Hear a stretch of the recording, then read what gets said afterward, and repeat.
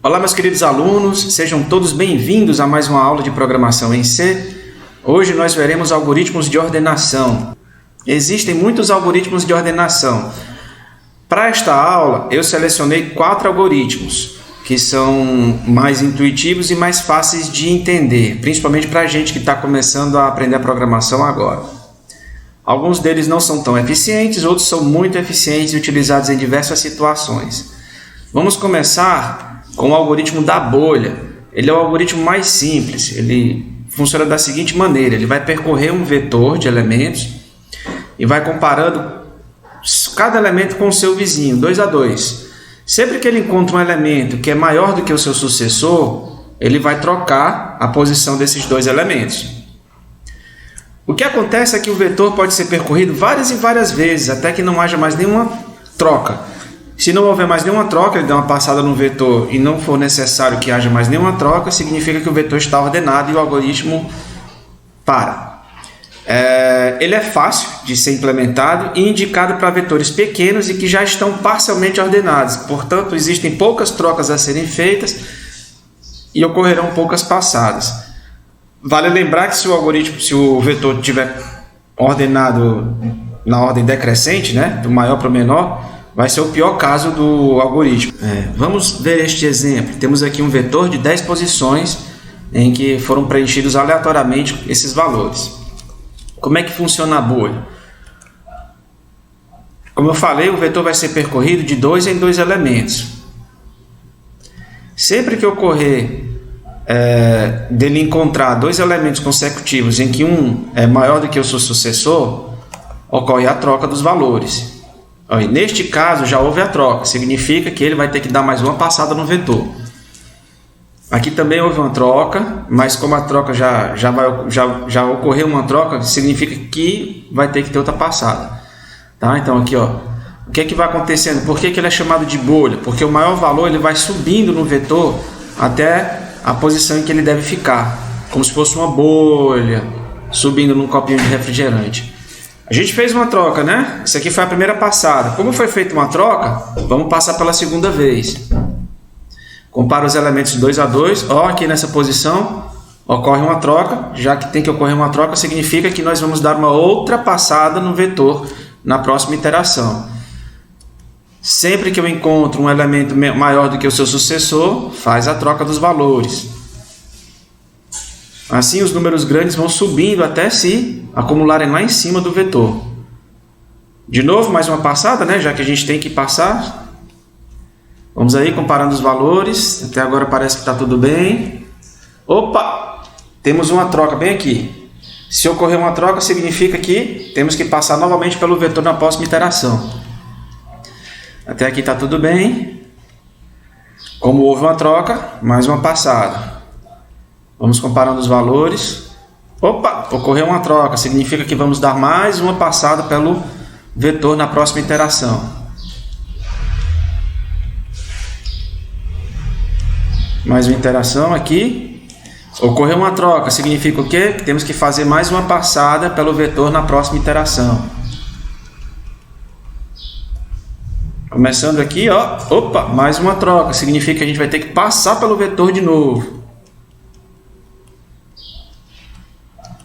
Desta vez, a gente consegue percorrer o vetor sem que nenhuma troca ocorra. Então, o algoritmo encerra sua execução. Vamos agora olhar uma implementação feita em C para a gente ver como é simples o código desse algoritmo. Tá aqui, eu fiz esse projeto no CodeBlocks. A gente tem 3 arquivos. Vocês já sabem como é que funciona quando a gente tem 3 arquivos. A gente tem um arquivo main.c, onde eu vou colocar o meu programa para funcionar. Tá? Eu não vou me demorar explicando o main.c.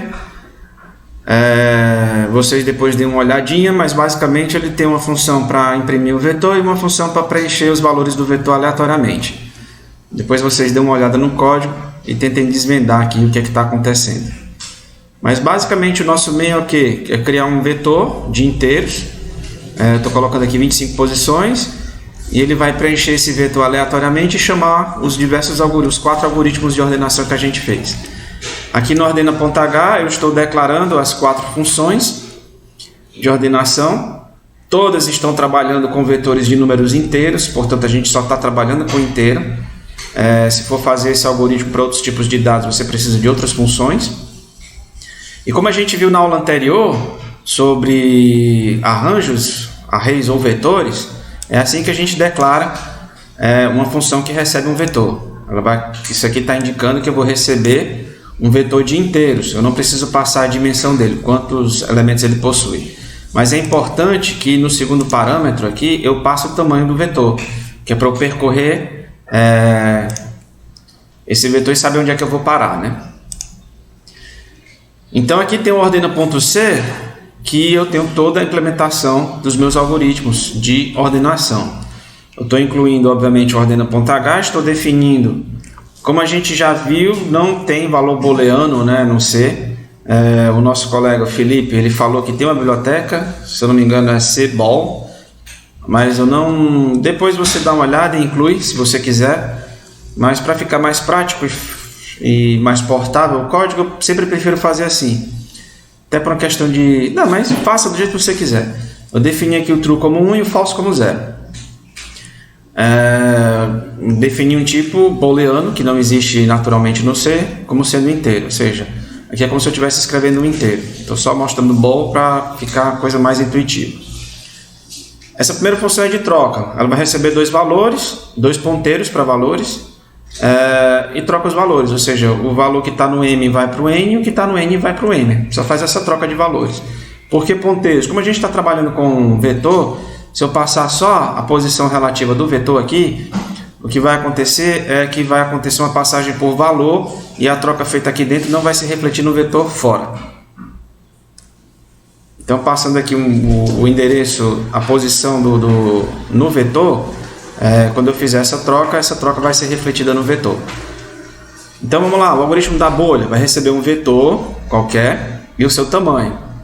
Criei aqui um booleano, que é o chamado continua.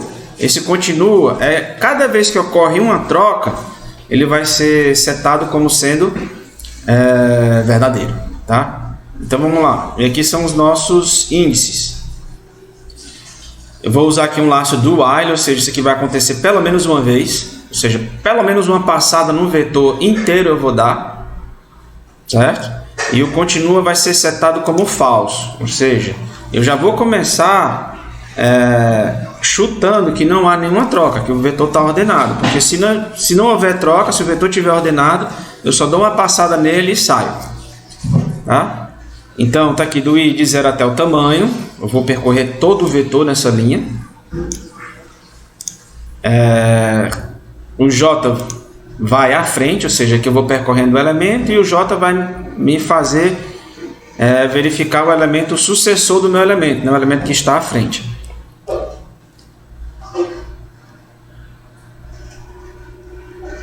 Sempre que o meu elemento for maior do que o meu sucessor, o que é que acontece? Acontece uma troca. Se ocorre uma troca, o meu continua é setado como true, ou seja, eu tenho que dar mais uma passada. Tá? Então, isso aqui vai percorrer o vetor pelo menos uma vez. Certo? Quando ocorre uma troca, eu vou ter que passar pelo vetor mais uma vez. Quando é que isso ocorre? Quando eu sair do for. Quando eu sair do for, já percorri o vetor uma vez, eu bato aqui no while, continua a estar como true, então eu volto a percorrer o vetor novamente. Continua setado como false, ou seja, eu vou chutar aqui o meu vetor está ordenado, não vou precisar percorrer ele de novo, tá? E aí eu vou passando ele mais uma vez. Eu acho que só tem um errinho aqui tem que ser tamanho menos 1. Porque se o vetor tem 25 posições, isso significa que o último índice é o 24, tá? Então eu vou ter que chegar até no índice 23, porque o j vai estar no 24. Como eu esqueci de botar tamanho menos 1, significa que o j ia sair do vetor, né? Lembre-se, na última aula que a gente falou, que o C ele não faz verificação de índice. Então, com tamanho -1, eu estou saindo do vetor. Quando eu chegasse no I igual a 24, o J ia estar no 25, está fora do vetor. Então, faltou esse detalhe aqui. Vamos compilar e rodar para a gente ver o algoritmo da bolha funcionando. Aqui o algoritmo da bolha. O vetor foi esse aqui. Ó, posições aleatórias de 0 até 100. Na verdade, de 0 até 99. E depois que eu passo a bolha, o vetor está ordenado, está funcionando direitinho. O nosso próximo algoritmo é o algoritmo de ordenação por seleção. Ele é outro algoritmo bem simples. Como é que ele funciona? Eu vou pegar o primeiro item do vetor, vou procurar o menor item que eu achar nas outras posições, pego esse menor item e coloco na primeira posição. Simples assim, certo? Pego o primeiro elemento, procuro o menor elemento do vetor. Assim que eu achar o menor elemento, eu troco as posições. E aí eu vou para o segundo elemento do vetor. Faço a mesma coisa com o restante. Tá? Quando eu percorrer o vetor completamente, significa que o vetor vai estar ordenado. Vou repetindo essa operação n-1 vezes. Está aqui um exemplo. Está aqui o nosso vetor, que é o mesmo vetor que a gente ordenou utilizando a bolha. Como é que a seleção funciona? Vou pegar o primeiro elemento, que é o 22. E aí eu vou percorrer o restante do vetor. Ó, por enquanto o menor elemento é o 32. Vou percorrendo. Opa, o menor elemento agora vai ser o 26. Vou percorrendo. Opa, o menor elemento agora vai ser o 25. Quando eu percorrer o vetor todinho, eu comparo se o elemento que está na primeira posição é menor do que o menor elemento que eu achei no restante. Como não é, eu mantenho do jeito que está. Vou para a segunda posição do vetor. Agora eu vou percorrer o vetor novamente. O menor elemento por enquanto é o 70. Opa, agora foi o 26, o menor elemento. Vou percorrendo. Opa, agora o menor elemento é o 25. Percorri o restante do vetor. Comparo. Como o 25 é menor do que o 32, eu troco a posição. E aí eu vou para o restante. 26 é o menor elemento até agora.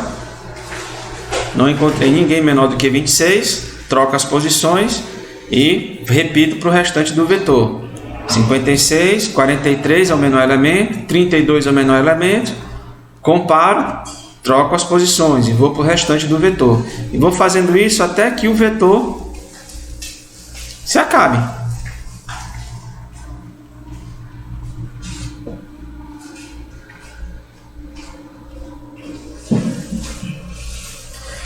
Note que essa seleção, ela, mesmo que o vetor esteja ordenado, ela vai percorrer o vetor várias e várias vezes. Pelo menos aí n-1 vezes. Porque ela vai verificar para cada elemento se ele é menor do que todo o restante. Ó. Se o vetor estiver ordenado já, você vai percorrer ele n-1 vezes. Ele vai no primeiro elemento e vai ver o restante. Vai no segundo elemento e vai comparar com o restante. Vai ver o terceiro elemento e vai comparar com o restante. Tá? Diferente da bolha. A bolha, ela, se o vetor estiver ordenado, ela só percorre o vetor uma vez. Vamos ver a implementação em C do algoritmo da seleção.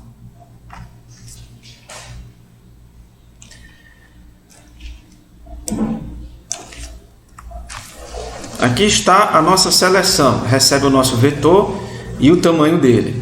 Temos aqui o I e o J e o mínimo. O mínimo vai me dizer qual é o índice do mínimo, do elemento mínimo no restante do vetor. Esse laço aqui vai percorrer o vetor todinho.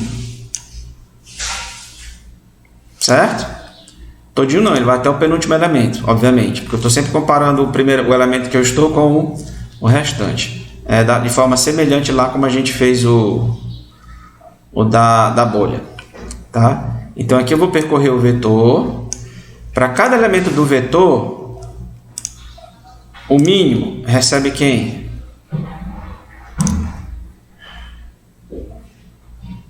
O I. Certo? Que é o elemento que eu estou. Aí eu vou percorrer o restante. Tá? No que eu percorro o restante aqui no J, eu vou fazendo a comparação.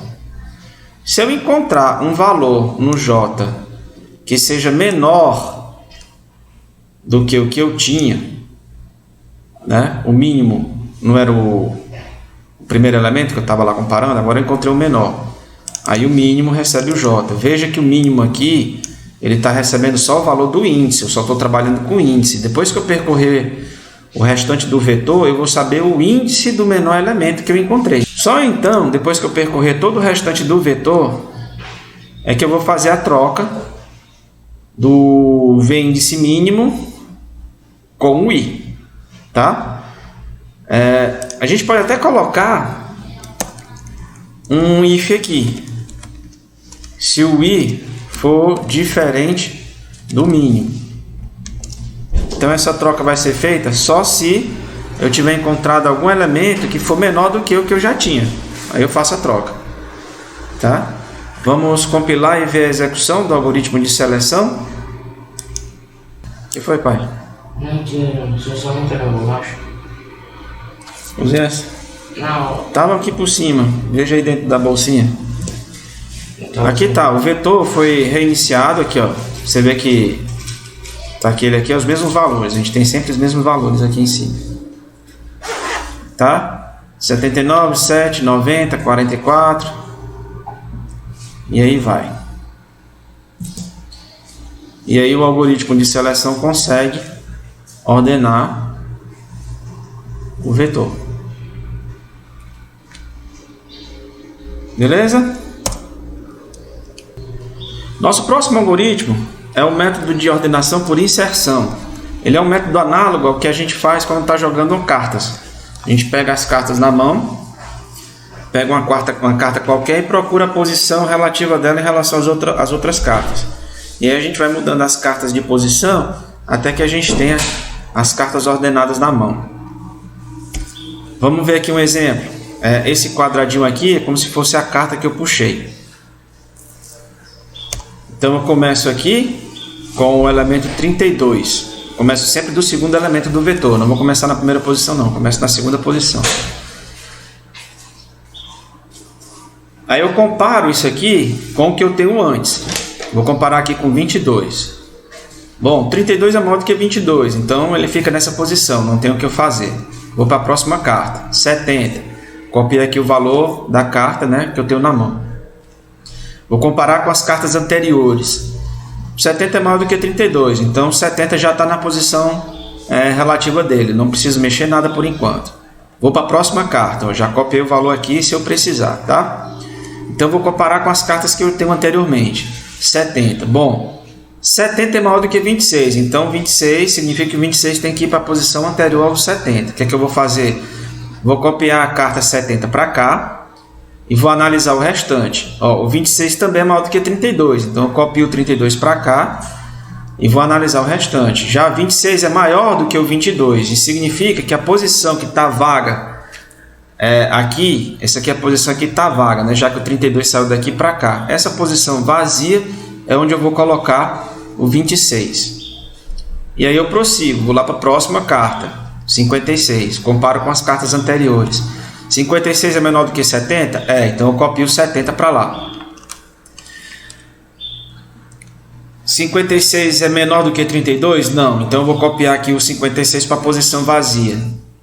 Próxima carta, 43. 43 é menor do que 70? É menor do que 70, então eu copio 70 para lá. 43 é menor do que 56? Então eu copio 56 para lá. 43 é maior do que 32? É menor do que 32? Não. Então eu vou copiar o 43 para a posição vazia. Mesma coisa eu faço agora com 46. 46 é menor do que 70? Então eu copio 70 para a posição onde o 46 estava. 46 é menor do que 56? Então eu copio o 56 para a posição onde o 70 estava. 46 é menor do que 43? Não. Então eu vou colocar o 46 na posição que estava vaga. Vamos para a próxima carta, 25. Mesma coisa. É menor do que 70? Copio 70 lá para a posição. É menor do que 56? Copio 56 para a posição posterior. É menor do que 46? Copio 46 para a posição posterior. É menor do que 43? Mesma coisa. É menor do que 32? Mesma coisa. É menor do que 26? Mesma coisa. É menor do que 22? Não. Então eu vou colocar o 25 na posição vaga. Vamos para a próxima carta. Faço a comparação. É menor do que 70? Não. Próxima carta. É menor do que 79? Não. Pronto, o vetor está ordenado. Perdão, aqui está dizendo seleção, mas não é seleção, é inserção. Vou corrigir isso aqui, depois eu disponibilizo os slides para vocês. Tá? Vamos ver como é que funciona a inserção em C.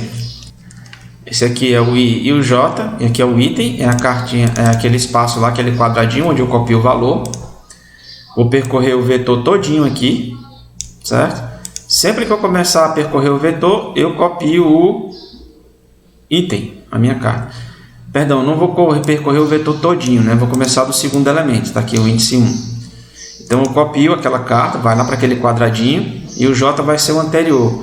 Então eu faço uma comparação com o que eu tenho com o anterior. Se o que eu tenho for menor do que o anterior, o que é que eu faço? Eu copio o meu item anterior para a posição à frente e diminuo o J, ou seja, eu vou percorrendo o vetor para trás, tá? E sempre que eu encontrar um valor que seja maior do que o que eu tenho, eu copio para a posição seguinte. Quando eu terminar isso aqui, essa aqui vai indicar a posição vaga, eu copio o meu item para a posição vaga.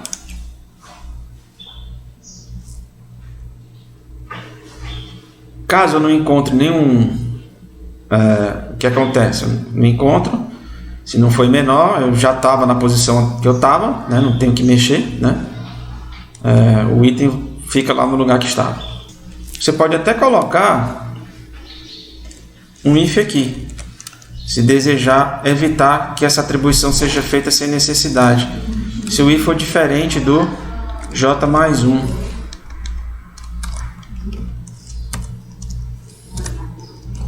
Né? Ou seja, eu não encontrei ninguém antes de mim, eu estou na mesma posição, né? Se eles forem iguais, se isso aqui for igual, se o i for igual a j mais 1, significa que eu não encontrei ninguém anterior a mim. Aí sim faz a troca, né? Você pode colocar esse if se não quiser fazer essa troca, essa atribuição desnecessariamente. Então vamos executar o programa para a gente ver ele. Vamos compilar e executar. Está aqui a inserção. Nós temos aqui um vetor preenchido aleatoriamente e após a inserção o vetor está ordenado. Veja que a gente sempre está obtendo os mesmos resultados. Significa que os algoritmos estão funcionando. O resultado final de todos os 3 algoritmos implementados é exatamente o mesmo.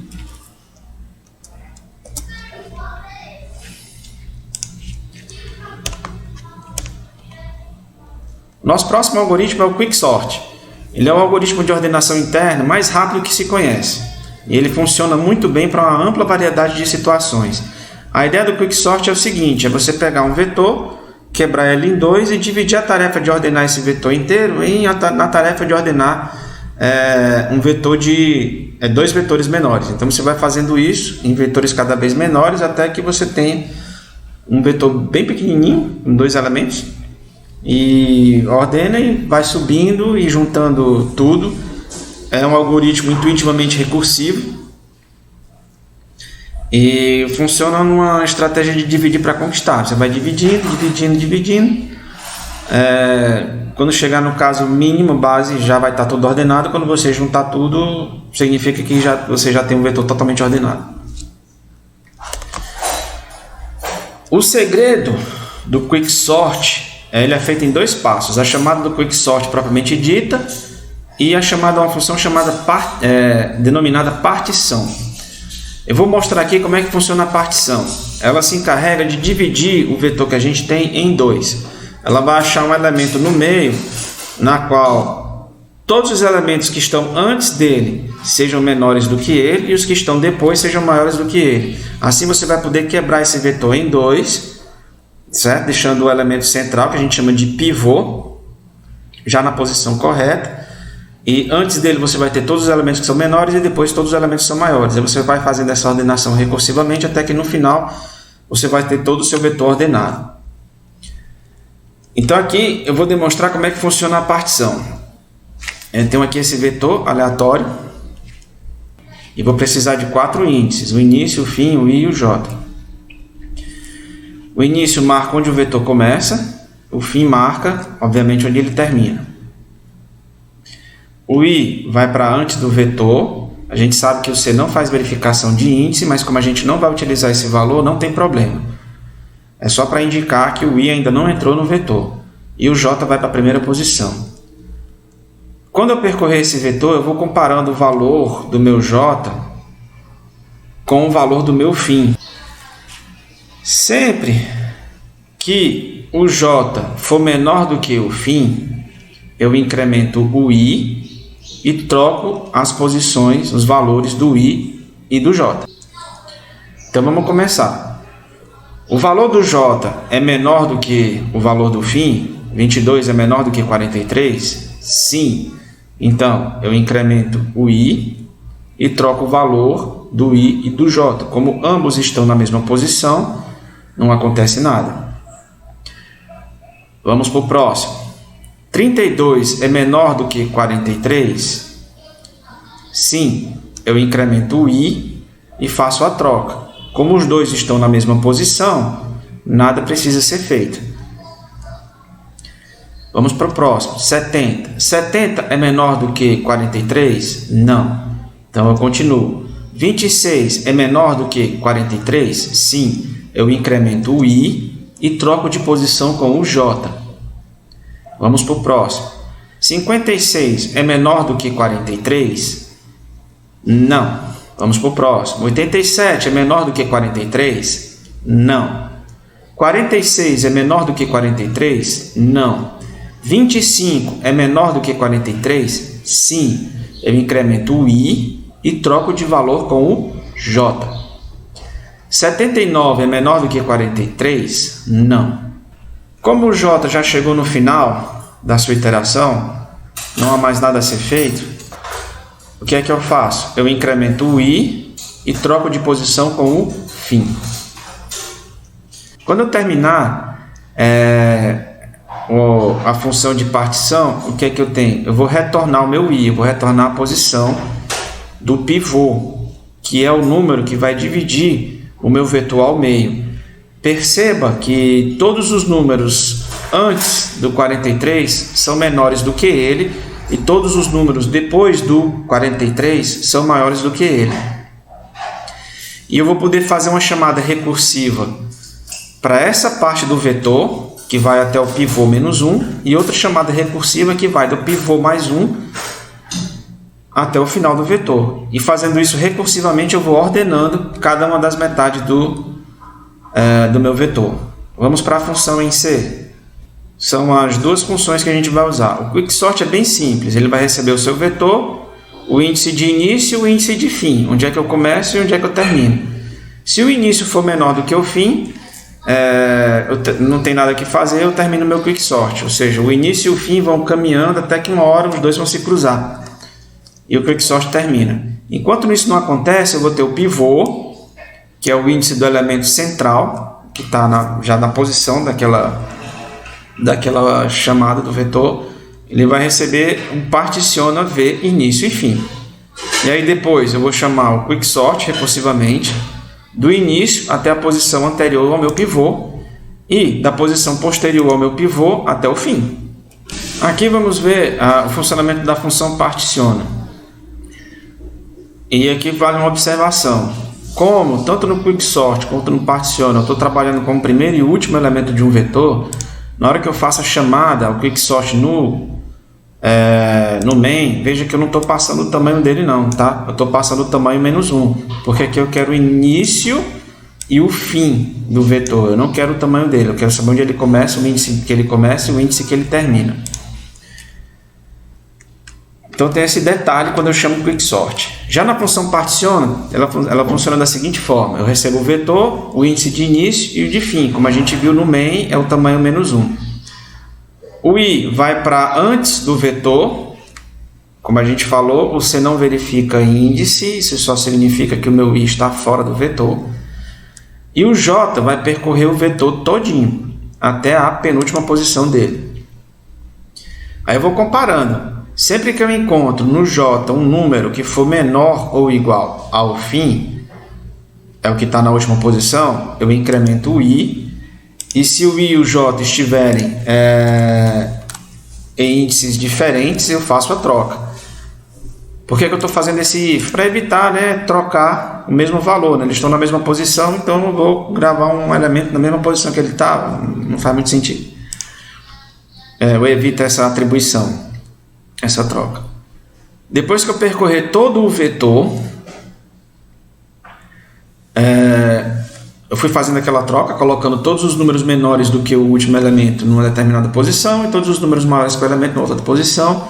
Eu vou colocar o último elemento na posição relativa que ele tem que ficar e retorno o índice de onde ele estava, do pivô, do central. E a partir daí eu retorno aqui para Quicksort e vou fazer a chamada recursiva para o vetor formado por todos os elementos que estão antes do pivô e por todos os elementos que estão após o pivô. Vamos ver, compilar e executar.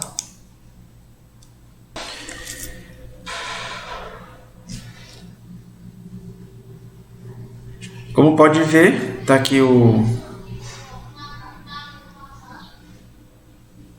vetor gerado. Ele não está igual à seleção, à bolha inserção, o vetor gerado randomicamente, porque como a semente é o tempo, daqui para cá houve a mudança de tempo, né?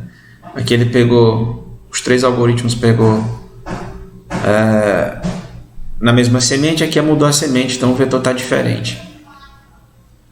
Mas a gente vê que funcionou, está aqui, Quicksort, ordenou tudo direitinho. Vamos executar de novo, ver se ele pega o mesmo seed, mesma semente. Quase, a bolha não pegou a mesma semente.